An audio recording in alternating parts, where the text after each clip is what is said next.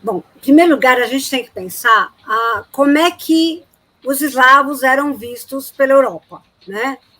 Então, vamos entender que a Europa ela se conservou dentro de uma ideia de sou branco, né? De que ela era branca e que ela se sentia branca, expulsando, eliminando ou neutralizando os povos que ela não consideravam brancos, certo? Então, entre esses povos, você vai ter o judeu, o moro e também o eslavo.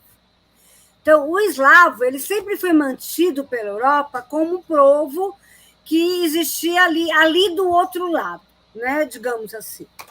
E ali do outro lado estava a Rússia, com o seu mundo misterioso, né? Porque a Rússia sempre foi um lugar muito misterioso para a Europa, desde a época dos czares, um mundo muito incontrolável, onde os servos eram vendidos como se fosse gado o tempo todo, um mundo muito selvagem, e também um mundo, digamos assim, que eles não queriam que se misturasse com o mundo deles, né? Embora a Europa nunca tenha sido um continente civilizado, porque se a gente pensar que o colonialismo, se a gente pensar que o nazismo, se a gente pensar que os grandes e maiores problemas, de fato, da humanidade vieram da Europa, a gente não pode pensar a Europa como um continente civilizado, mas um continente que se pensava colonizado e colonizador a partir de determinados conceitos, e o principal deles sempre foi a branquitude, né?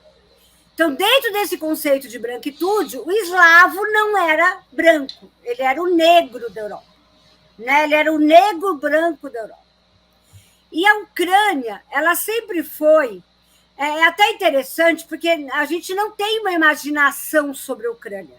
O que se tem sobre a Ucrânia é uma não imagem, é um não conhecimento. Durante muito tempo, a Ucrânia foi uma parte da Rússia, ou um lugar, a última fronteira antes da Rússia, se você olha do ponto de vista da Europa, ou o último lugar antes da Europa, se você olha do ponto de vista da Rússia.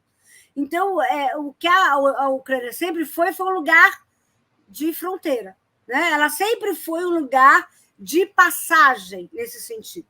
E por ser um lugar assim, nunca se deu muita importância. Então, o ucraniano era aquela língua que é parecida com o russo, né? O povo ucraniano era aquele povo que era quase russo.